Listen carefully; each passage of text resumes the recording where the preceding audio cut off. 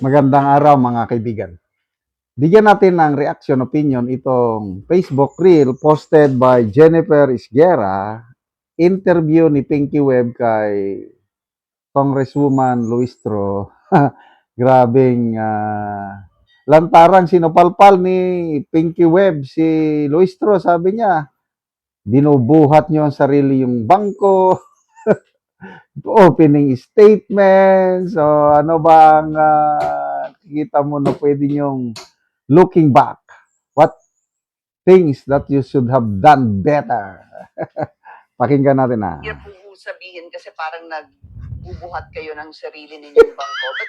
But throughout all this experience, wherein you had to obviously make opening statements, traffic the people who had to speak, make sure that they're not asking probing questions and simply clarificatory questions, trying to stay within the jurisdiction of the House Justice Committee. Was there anything, looking back in hindsight, that you could have done better or improved on? I don't think there are matters in the proceeding that I would be changing the way we handled it with regards to this impeachment proceeding, because ever since or since day one, Pinky, maliwanag yun. Renounce ko agad yun. And I keep on sharing that to the justice members. We need to be very, very cautious. Mahirap po sabihin kasi parang nagbubuhat kayo ng sarili ninyong bangko. But throughout all this experience, wherein you had to obviously make opening statements, traffic the people who had to speak, make sure that they're not asking probing questions and simply clarificatory questions, trying to stay within the jurisdiction of the House Justice Committee. Was there anything, looking back in hindsight, that you could have done better or improved on?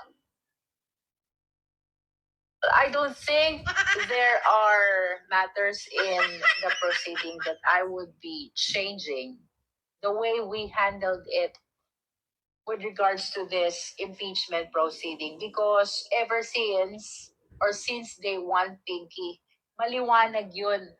Renounce ko agad yun. And I keep on sharing that to the justice members. We need to be very, very cautious. Mahirap po sabihin kasi parang nagbubuhat kayo ng sarili ninyong bangko. But Ang sakit naman nun. Yan ang kung minsan hindi natin nababantayan, kahit ako. Minsan binubuhat ko na sarili kong bangko only to realize later. Ang pangit ng dating. Dapat hintayin natin ang ibang tao na magsabi ng maganda para sa atin. Hindi yung ikaw ang nagsasabi na ganito ang ginagawa mo, ganit yan. Ay, salamat, Madam Pinky Webb sa mga ganyang ano. Ito, believe ako itong mga journalist na ganito, no? Karen Davila, yan, Pinky Webb, sino pa? Cheryl Cosin, Ces Oriña Adrilon, Boy Abunda. Oh, well, of course, ang pinaka-the best, si Ted Pailon at DJ Chacha. So, tapos na ang botohan sa Committee on Justice. Next botohan is plenary. And then next, yun na, impeachment trial na. So, pag-usapan lang natin sandali yung bagong desisyon ng Korte Suprema. Mabuti at pinagdesisyonan pa rin nila ito, although na late na ba? Kasi nung last year, may mga nagpetisyon na dapat utusan ng Korte Suprema ang Senado to start immediately the impeachment trial of VP Sara. Dahil forthwith ang nakalagay.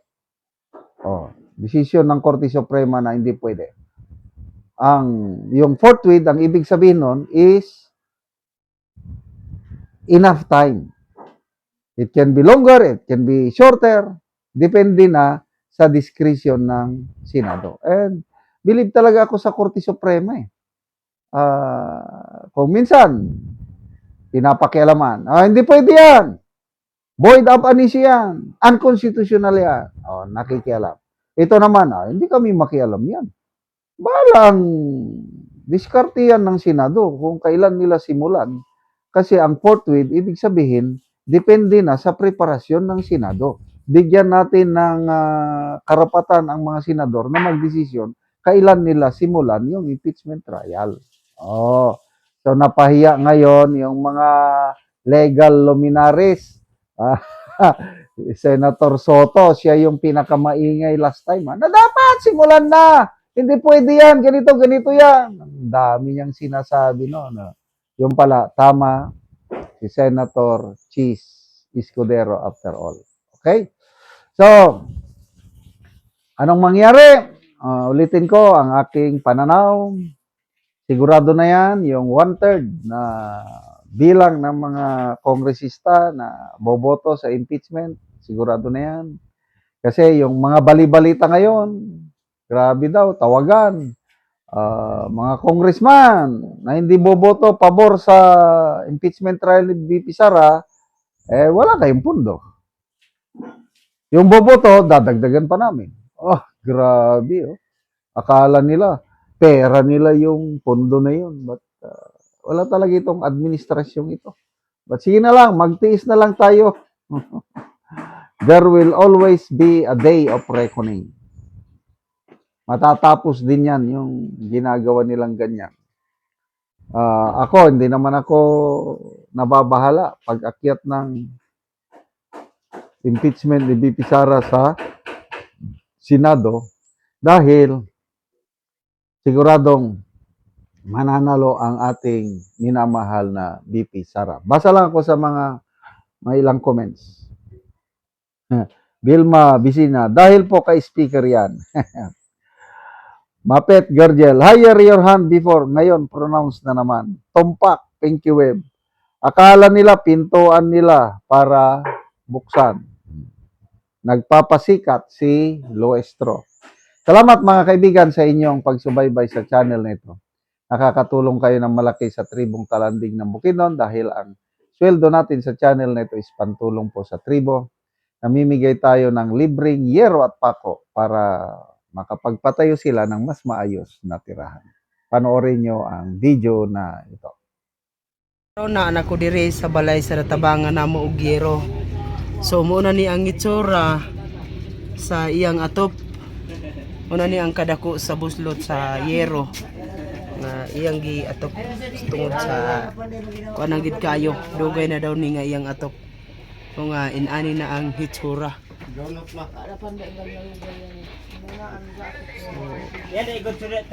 Mura na gid og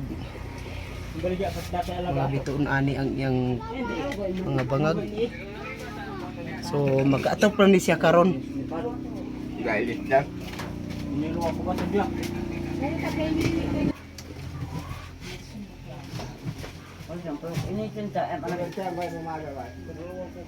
So mao na ni ang yero nga among gihatag nga iyang atop karon.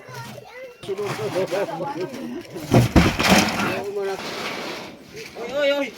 Taksak.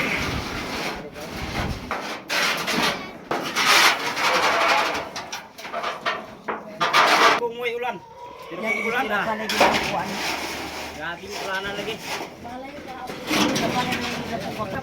Grabe na. Kita ya na ba sina? Apa ni bang ginawa? Dugay na kayo ni.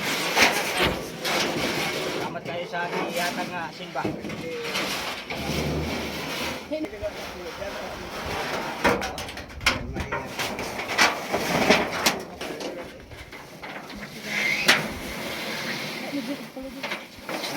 Bukan mereka ngaragi aman eh. Kapan matulog?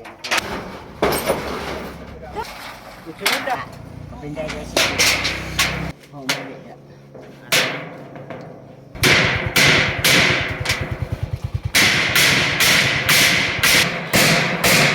Ano lang taxi ba yan?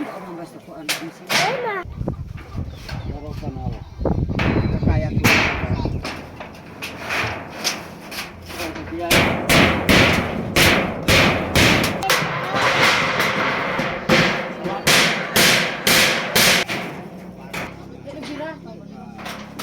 ug karon human na gyud sa pag-atop ang among ginahatag nga yero. So nag-atop na gyud sila, di na sila mo. Ginoo sa nagatag pud sa amo ang kuan among giatok. Nga pila na to katuig imong atop? Napulo na. Napulo na, so bago pa napulian. Bago pa napulian kay wala mi ikapalit og sin. So salamat kayo. Salamat kayo sa